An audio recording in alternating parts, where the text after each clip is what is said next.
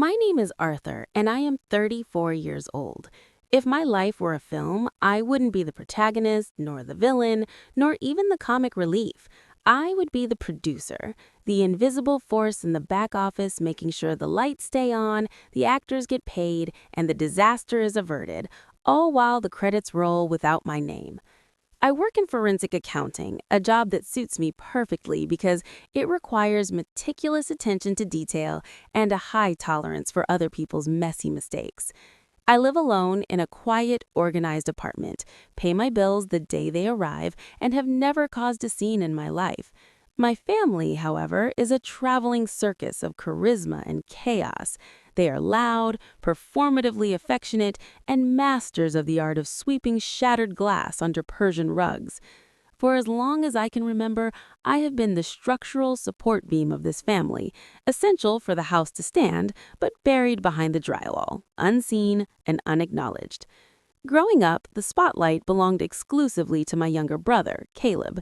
Caleb was the sun around which our parents orbited. He was electric, reckless, and possessed a jagged sort of charm that seemed to short-circuit my parents' ability to discipline him. He was the golden child, the rebel who could do no wrong even when he was doing everything wrong. When he dropped out of university halfway through his sophomore year, my mother called him a free spirit. When he was fired from 3 consecutive sales jobs for personality conflicts, my father insisted he was just too visionary for corporate structures. Meanwhile, I put myself through school with scholarships and night shifts, held the same steady job for 12 years, and quietly paid off a significant chunk of my parents' second mortgage when my father's business took a hit. I was the reliable one, the one who didn't need praise because I didn't need saving. I kept my head down, signed the checks, attended the events, and smiled through the passive-aggressive jabs that masqueraded as banter. Arthur is so intense, they'd say. Arthur needs to learn how to live a little. I swallowed it all, harboring a secret, pathetic hope that if I just kept being the good soldier, one day they would promote me to general. I thought if I paid enough dues, I'd eventually buy my way into their hearts. That illusion didn't just crack, it was atomized into dust last autumn. The catalyst was an engagement. Caleb had proposed to a woman named Elena, a bright, elegant marketing executive whom my mother had immediately canonized as a living saint. To celebrate the union, my parents decided to host an engagement dinner at The Summit, a rooftop sanctuary in the city known for its exclusivity, live jazz, and prices that could make a banker weep. It was the kind of place my parents liked to be seen in, but certainly not the kind of place they could afford. The setup began with a phone call from my mother 3 weeks prior. Her voice was dripping with that specific, sugary cadence she utilized only when she needed a favor. She spoke about how magical the night needed to be, how much Caleb and Elena deserved this perfect start. Then came the pivot. She lowered her voice, feigning intimacy, and asked if I could handle the logistics of the reservation. She promised, with the vague conviction of a politician, that they would pay me back. I knew, with mathematical certainty, that I would never see a dime, but conditioned by decades of seeking approval, I agreed. I called the venue, booked the private terrace for 20 guests, and put down my platinum card for the deposit. I even went a step further, ordering custom menus and a vintage bottle of champagne, thinking that perhaps this time my contribution would buy me a seat at the table, figuratively and literally. On the night of the dinner, I arrived at exactly 7 p.m. I was wearing a charcoal suit I'd bought specifically for the occasion, my shoes polished to a mirror shine. I carried the champagne and a card I'd spent an hour writing. When I stepped out of the elevator and onto the terrace, the scene was breathtaking. Strung Edison bulbs cast a warm amber glow over the white linen tablecloths. A jazz trio played a soft, liquid melody in the corner. My family was already there, a tableau of laughter and clinking crystal.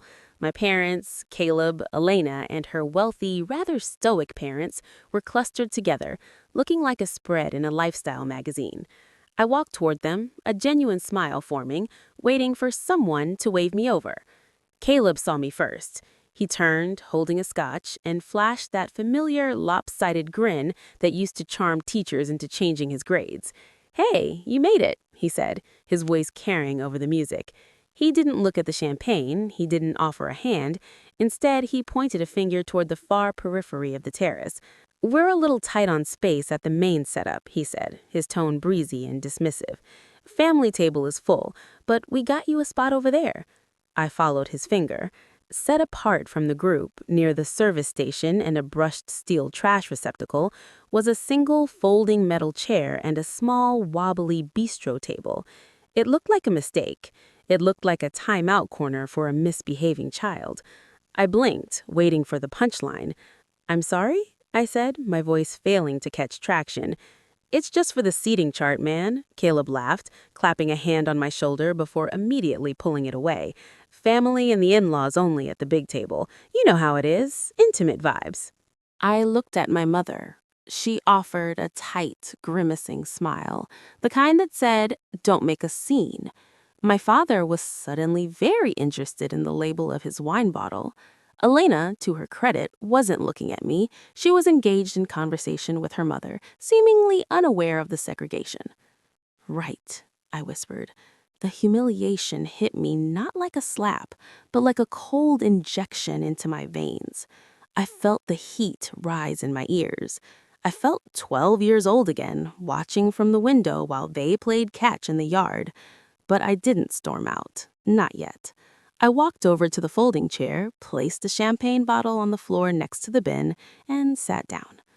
I sat there for 2 hours. I watched them eat courses I wasn't offered.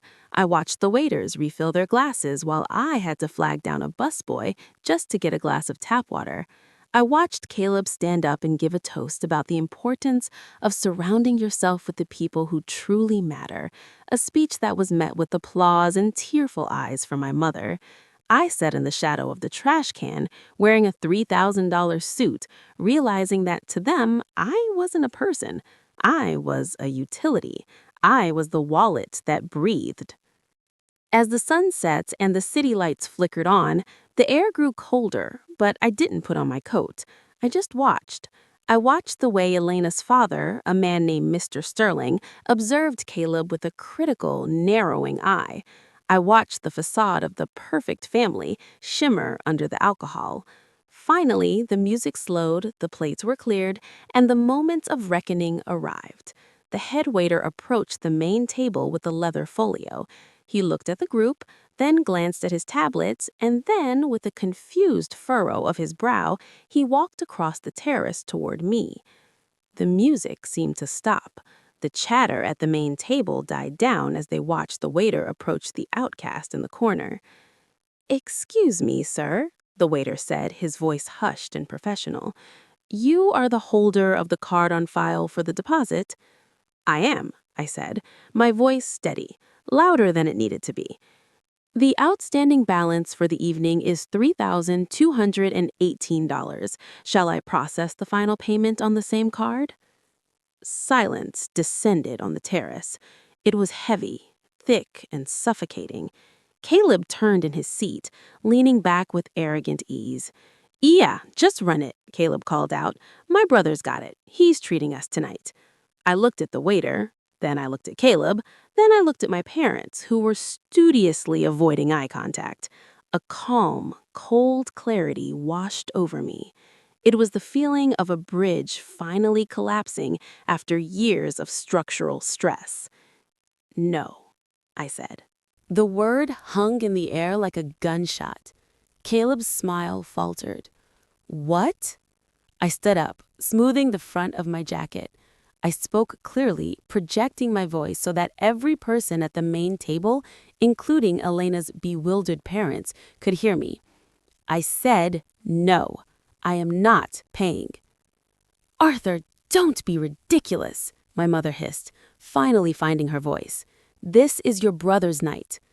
"I know," I replied, "and he told me quite clearly that the main table was for family only. Since I was seated by the garbage, I can only assume I am not considered family. Therefore, I am not responsible for the family bill." Caleb stood up, his face flushing a mottled red. "You're joking. You literally booked the place." "I booked it," I nodded. "I paid the deposit. That was my gift. But I didn't eat your food. I didn't drink your wine, and I certainly wasn't welcomed into your company. I looked at the waiter. Split the check, please. I'll pay for my glass of water. The rest belongs to the gentleman in the blue blazer. Mr. Sterling, Elena's father, looked from me to Caleb, his expression shifting from confusion to a look of utter disdain. Caleb looked like he had been struck with a blunt object. "You can't do this," Caleb stammered, his voice rising in pitch. My card won't cover this." "Figure it out," I said. "You're the golden child. I'm sure you'll land on your feet." I turned and walked away. I didn't look back. I took the stairs down 12 flights because I needed to burn the adrenaline that was coursing through my system. When I stepped out onto the street, the night air felt sharper, cleaner than it ever had before. I loosened my tie and walked for blocks, feeling a strange, terrifying lightness. I had just amputated a limb, but for the first time, the pain felt like healing. I turned off my phone. When I turned it back on the next morning, the notifications were a digital avalanche. 40 texts, 12 missed calls. "Caleb, you selfish prick, you humiliated me." "Mom, how could you? Mr. Sterling had to pay. It was mortifying. Call me immediately." "Dad, you've gone too far this time, Arthur. Fix this." I didn't reply to a single one. I went to work, I sat at my desk, stared at spreadsheets, and felt an odd sense of peace. But the fallout was only just beginning. That evening, my phone rang. It was a number I didn't recognize. I answered, expecting a creditor or a flying monkey from my mother's side of the family. "Hello? Is this Arthur?" It was Elena. Her voice was quiet, trembling slightly. "Yes, this is Arthur," I said, guarding my tone. I wanted to ask you something, and I need you to be honest with me. Caleb told my father that you insisted on sitting at that table. He said you have social anxiety and hate eating with people. He said you offered to pay for the whole night as a wedding gift and then reneged to cause a scene because you were jealous. I let out a short, dry laugh. "Is that what he said?" "Yes, but Arthur, my dad is furious. He says the way you were treated was inhumane, but Caleb swears it was your idea. Did you pay for the deposit?" "Yes," I said, "and the flowers, and the custom menus." "And did you ask to sit by the trash?" "Elena," I said softly, "I bought a $3,000 suit for that dinner. I arrived 10 minutes early. I wanted to be there. Caleb pointed to that chair and told me I didn't make the cut for the family table. That is the truth." There was a long silence on the other end. "Okay," she whispered. "Thank you." She hung up. 2 days passed in silence. The family group chat, usually a stream of demands and memes, was dead. Then the real aftershocks hit. I received a notification from my bank app. Transaction declined, insufficient funds. I frowned and logged in. I saw an attempted charge for $200 at a sushi restaurant. It was from a joint account I had opened with Caleb 5 years ago, back when he was getting back on his feet after a failed stint in DJ school. I had kept a few $1,000s in there as a safety net for him, rarely checking it. I realized he was trying to use it now. I didn't just freeze the card. I drained the remaining funds, my money, transferring them back to my primary savings. Then I called the bank and formally closed the account. An hour later, Caleb called. I let it go to voicemail. He called again and again. Finally, I picked up. "You cut me off," he screamed. He sounded panicked, breathless. "I'm at dinner with Elena. The card declined. I look like an idiot." "You aren't family," I said, repeating his words from the rooftop. "Family accounts are for family only." "Arthur, stop it. This isn't a game. Elena is acting weird. Her dad is breathing down my neck, and I need this night to go perfectly to smooth things over. Just transfer the money back." "No." "Why are you doing this?" he wailed, his voice cracking into something akin to a sob. "Because I'm done paying for a show I'm not allowed to be in. Ask Dad. Or better yet, ask Mr. Sterling. I'm sure he'd love to know you're broke. I hung up the phone and blocked his number for the night. The climax of the saga arrived via email 3 days later. It wasn't from my family. It was from Elena. The subject line read, "The Wedding." I opened it, expecting a plea for mediation. Instead, it was a notification of cancellation. She wrote that the dinner had opened her eyes, but the days following had revealed the rot beneath the floorboards. She explained that after our phone call, she had confronted Caleb. He had lied again, doubling down on his story about my social anxiety. But then Mr. Sterling had intervened. He had called the restaurant manager personally and asked who had made the reservation and what the note said. The manager confirmed it was me and that there were no requests for a separate table. The separation had been requested by the groom upon arrival. Elena wrote, "My father told me that how a man treats his brother when he thinks no one is watching is how he will eventually treat his wife. I realized I was marrying a man who could humiliate his biggest supporter and then lie about it without blinking. The wedding is off." She ended the email by apologizing to me. She said she was sorry she hadn't stood up for me at the dinner, that she had been too stunned to react. I stared at the screen, feeling a heavy weight lift off my chest.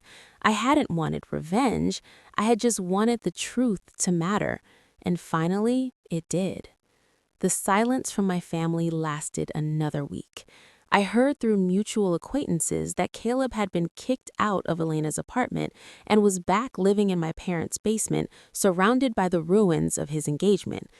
I expected rage. I expected my father to show up at my door with the baseball bat. Instead, on a rainy Tuesday evening, my doorbell rang. I looked through the peephole. It was my mother. She looked smaller than I remembered.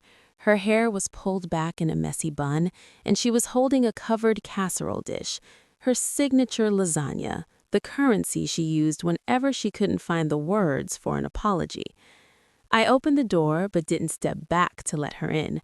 I stood in the threshold, blocking the way. "Hi, Arthur," she said, her voice trembling. "Mom?" She held out the lasagna. "I made you dinner." I didn't take it. "I'm not hungry." She lowered the dish, her shoulders sagging.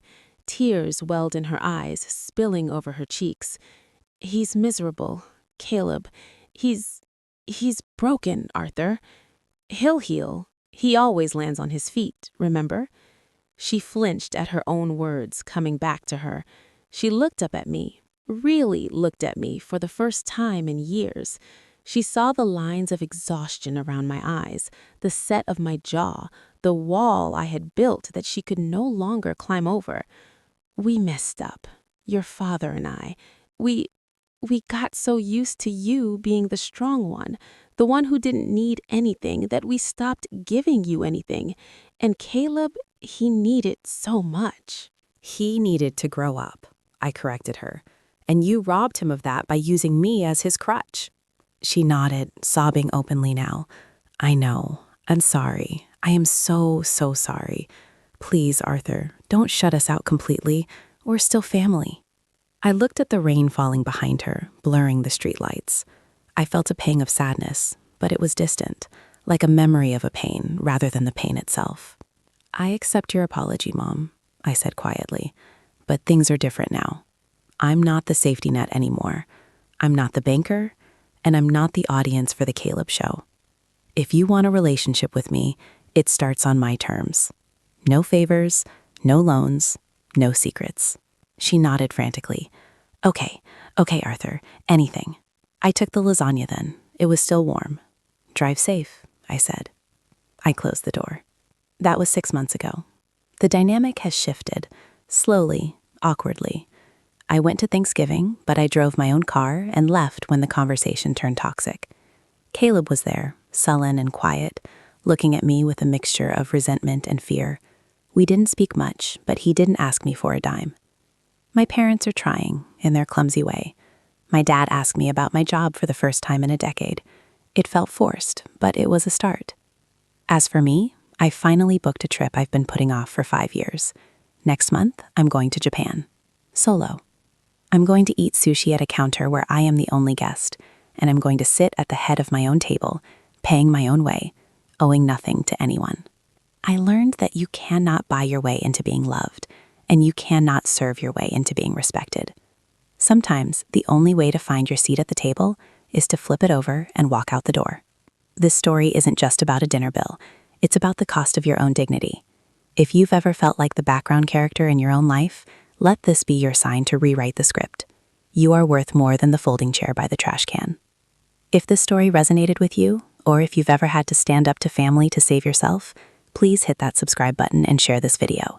Drop a like if you believe in setting boundaries, and tell me in the comments, have you ever had a not my table moment? Let's talk about it.